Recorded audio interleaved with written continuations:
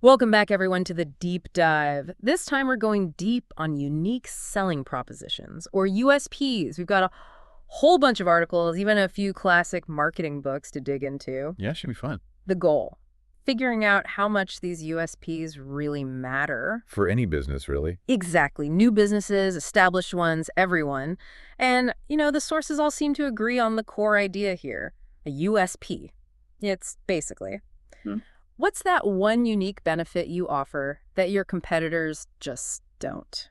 You know, it's funny, that whole USP thing, it really links back to this concept of positioning. Oh, interesting. There's a book, Positioning, The Battle for Your Mind, and it basically argues that it's not just about what you're selling, right? Right. It's about carving out a specific spot in the customer's mind. Makes sense. So you can't just be good. You got to be different. Yeah. And not just any kind of different, but different in a way that your customers care about. For sure. One source even used this analogy of, get this, a purple cow. A purple cow. Yeah, like from that Seth Godin book, Purple Cow. Oh, yeah. The idea is, in a field full of regular cows, brown and white ones. Yeah. Well, the purple one, that's the one that stands out, Rick. Totally. But then, how do we avoid just being different for the sake of being different? Good point. Like, how do we make sure it actually matters? That's where this whole crafting a compelling USP thing comes in. Okay. One source actually lays out this 4-step process, which I think is super practical. All right, let's hear it. What's step one? Step one is all about knowing your target audience, really understanding them. Oh, okay. Who are you trying to reach? What do they need? What do they care about? What problems are they even facing? Right. You can't just guess at this stuff. You need to do some solid research to really get inside your ideal customer's head. So we're not just talking about basic demographics here. We're going deeper, understanding their motivations, their desires. Exactly. Like, why do they do what they do? What makes them tick? But wouldn't going super niche like that limit a business's reach? I mean, wouldn't it be better to try and appeal to everyone? That's a good question.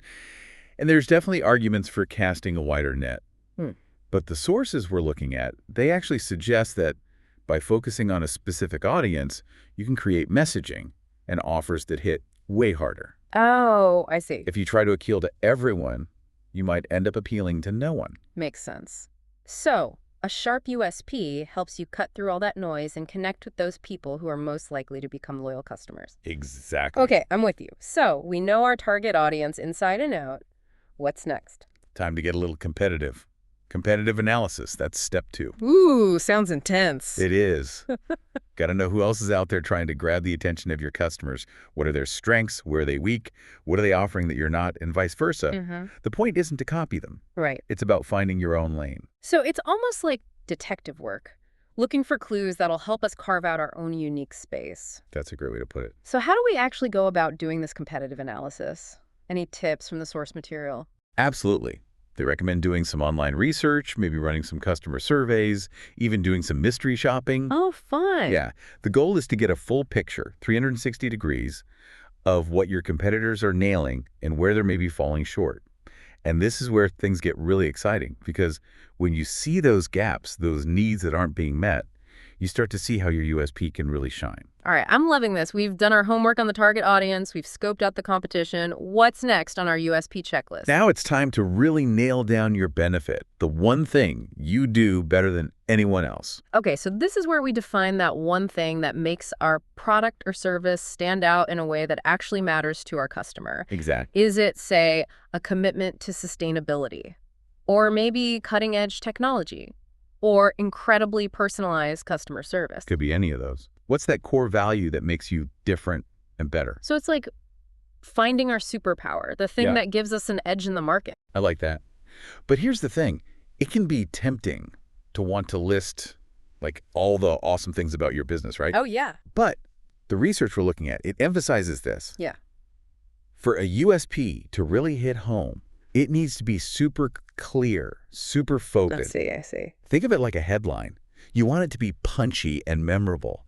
Trying to cram in too much just dilutes its power. Yeah, I'm with you. A laser-focused USP, it cuts through the clutter. But then what about the wording? How do we make it not just clear, but memorable? Well, that's where the art of language comes in, right? Right. The sources, they actually talk about this using powerful verbs, evocative language, even a little bit of storytelling. It's like, think about Nike's Just do it. Yeah. It's simple, motivational, doesn't even mention their products directly. Yeah, it's more about capturing a feeling. Exactly. And it makes me think of something you mentioned earlier about using it in USPs. Oh, yes. This is a cool little detail the source points out. Ah. You've got Nike, just do it. McDonald's, I'm loving it. Even American Express, don't leave home without it. Wow, yeah, they all use it. So it's not just a coincidence. There's a theory that it's like this blank canvas. Huh. It lets the customer project their own desires onto the message. So it becomes personalized.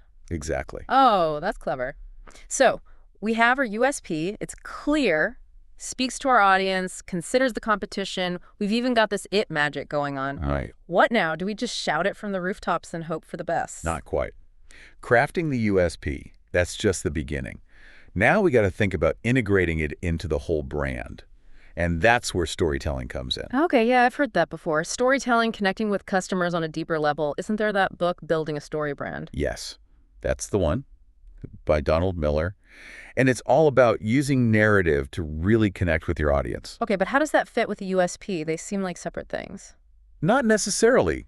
See, your USP can be the foundation of your story. Oh. It's the core message that you weave into every interaction with the customer. I see. Website, marketing, social media, even how your employees answer the phone. Right. Every touch point should tell that same story, reinforcing the USP. So it's not just a catchy tagline. Nope. It's about living and breathing your USP in everything you do. But how do we make sure that story actually resonates with our target audience? The key is to make the customer the hero. Oh, I like that. Think about their challenges, their goals. How does your product or service help them overcome those challenges or reach those goals? By framing your USP as part of their journey, you create a connection that's way more powerful than a simple sales pitch. Right, right. It's like those commercials that tell a story, really pull at your heartstrings. You remember the brand long after you've seen the ad. But storytelling, that's not just for big budget marketing, right? Oh, absolutely not. Storytelling can be a part of every single thing your business does. Give me an example. Sure. Say your USP is about amazing customer service. You could share those awesome customer testimonials, highlight times when your team went above and beyond, maybe create some blog posts, social media content, all showcasing your dedication to customer satisfaction. I love those ideas. It's not just talking the talk, it's walking the walk. Exactly. But let's be real, even with the best USP and the most compelling stories, success isn't guaranteed. We got to know if it's actually working. We need to track those results. Yeah, good point. Time to get analytical. So we're moving from the creative side to the data side. We are. And the sources, they recommend focusing on those metrics that tell you about customer engagement and conversion rates. Things like, are people visiting your website? Are they clicking on your ads? Are they sticking around on your site? Are they buying your product? Those are the numbers that really matter. So it's not just about those vanity metrics. No. It's about the actions that lead to growth, real, tangible growth. Exactly. You want a clear connection between your USP and your bottom line. In this data, it'll not only tell you if your USP is working, but it'll help you figure out how to make it even better. This is starting to feel like a science. It is. But even with all this data, I bet refining a USP can still feel pretty tough. Oh, for sure. Any advice from the sources on how to approach it? One key takeaway, your USP isn't set in stone. It has to evolve with your business, with the market, with your customers.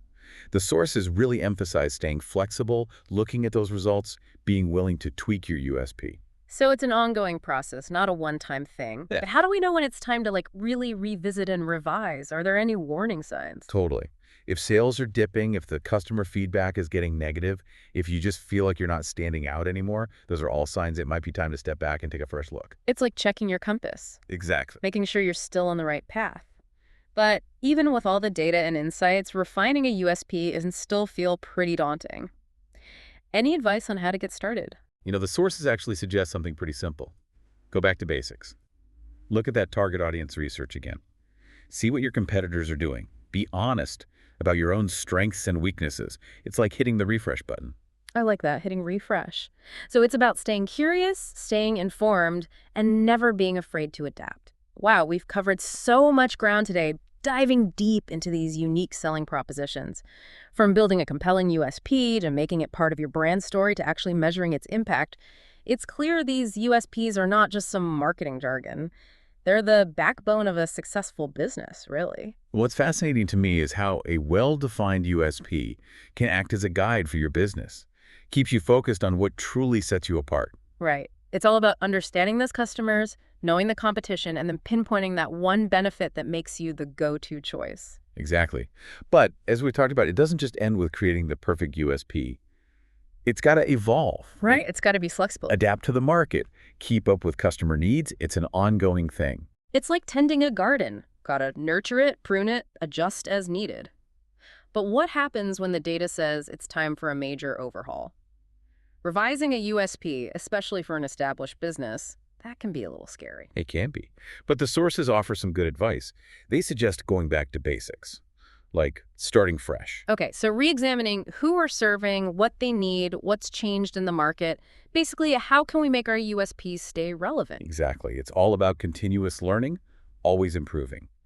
The sources say the most successful businesses are the ones that are willing to challenge their own assumptions, try new things, never stop refining that USP. This deep dive has been awesome. We've learned so much about USPs, how to make them, how to communicate them, how to measure their success. But before we wrap up, I want to bring back that question you asked earlier, that one word that captures the unique value your business offers. That's a question worth really thinking about. As you consider this, remember that a strong USP isn't just about standing out. It's about building a brand that resonates with your people and gets real results. So well said. Thank you for guiding us through this amazing exploration of USPs. We hope our listeners have walked away with some valuable insights and feel empowered to create their own powerful USPs. And remember, your USP, it's the heart of your brand. Nurture it, refine it, and let it lead you to success.